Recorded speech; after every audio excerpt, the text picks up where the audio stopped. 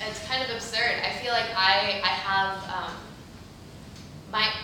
my job is to literally like process things and turn them into something positive that helps other people, and kind of releases me of that emotion. And I would be a much less stable person. I would be a person with a lot more still existing trauma if I didn't have writing. Yeah, I'm pretty much in the same boat as Clementine. Writing is very much a vehicle for me to process my emotions.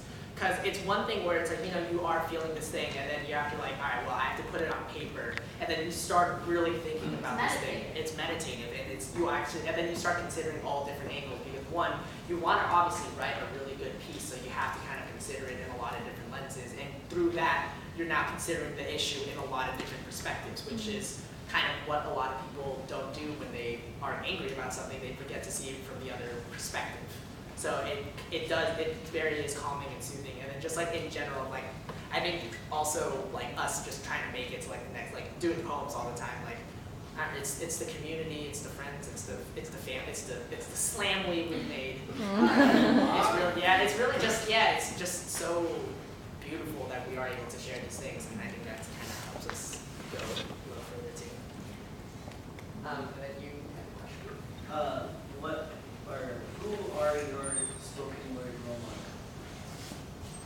models? My biggest role models as a writer are Tony Kushner, Anais Nin, Joan Didion, and Hemingway. My biggest role models who are current spoken word poets, Jean Andrew Lee, Anna Bakovitz, Erin Schick, and Brennan Toohey, and Sam Sachs. I think are the ones who consistently make me want to be better because they're so good that I just get jealous. Yeah, that's always the biggest sign where it's like when you see a poem and you're like, oh my god, I want to steal that. That's how you know that's like a really good poem. Because when I saw your guys' poems, I was like, oh, why didn't I think of that? I wish I could steal that right now. For me, favorites are really hard to decide. Currently, my favorite author is Junot Diaz. My favorite slam poet right now is a poet named Hanif Willis Abu Rakib. He is amazing on the page and as a performer. In general, a lot of people have influenced me. One of my first influences was like Rudy Francisco and Phil Kay, and then like but most importantly, it's like all the people in my slam community. Like they definitely influenced me the most and pushed me to be better. So I would say a lot of my idols are the people that I just kind of hang out with. Like this one, for example. Like we strive to become better, and like it's we always get this romantic notion of the artist like being in solitude, creating like great works of art, and coming out of the cocoon, being like, look at me. But that's not how it happens. Like you get the best things when you're just like chilling with your friends and playing guitar or something, or like, or it's just like, hey, what poem would you recommend? It's just like, oh, I'll read this one. It's just like, oh, I would have never read this poem if I never talked to you. And we had our. You go one more. Yeah, one more. You have to make it good. No, sorry. No pressure. No pressure. Don't worry. This is for Alex. Have you found the world's best burger yet?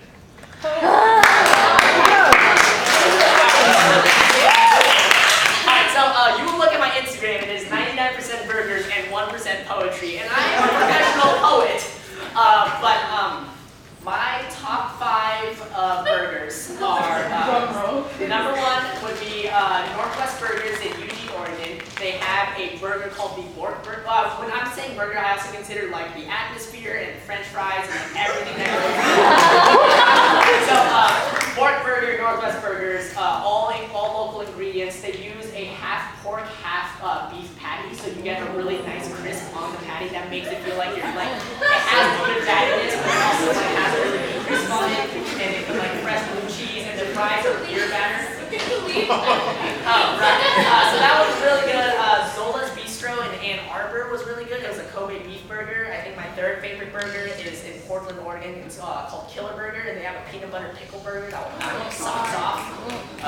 And then all the other ones just kind of like mix around. But like I have so much love for like In-N-Out and like. What do you think is the best burger? You've had all my burgers too.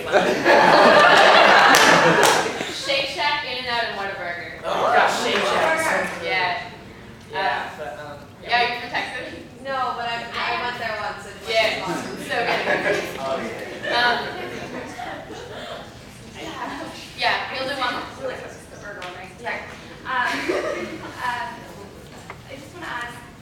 what, in your opinion, makes a good poem, and what advice do you give to people that want to be poets?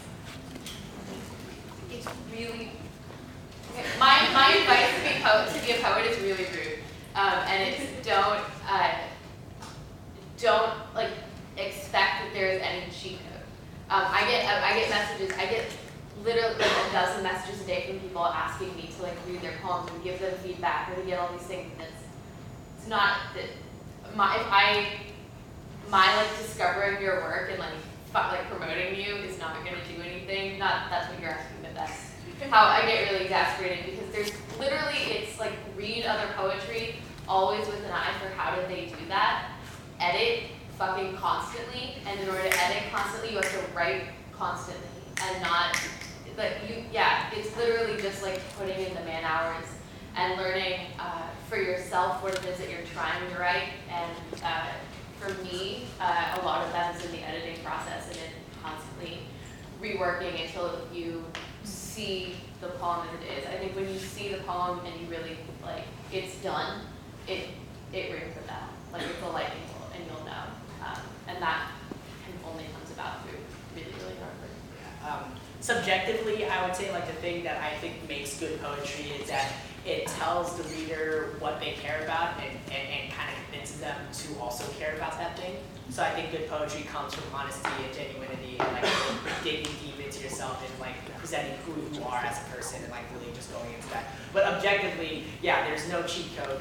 It's read as much as you can, and when you can't read anymore, you start writing, and when you can't write anymore, you edit that shit. And when you can't edit any of your more poems, and you can't read your poems anymore, read other people's poetry, and the cycle continues. There's the quote that we like going by is that you will find that you'll have a lot more luck. How's it go? Oh, it's a Thomas Jefferson quote. Yeah. It's I'm a great believer in luck, and I find the harder I work, the more of it I have. Yeah, sorry about it. Yeah. All right, cool. Well, thank you guys Thank so you so much. much.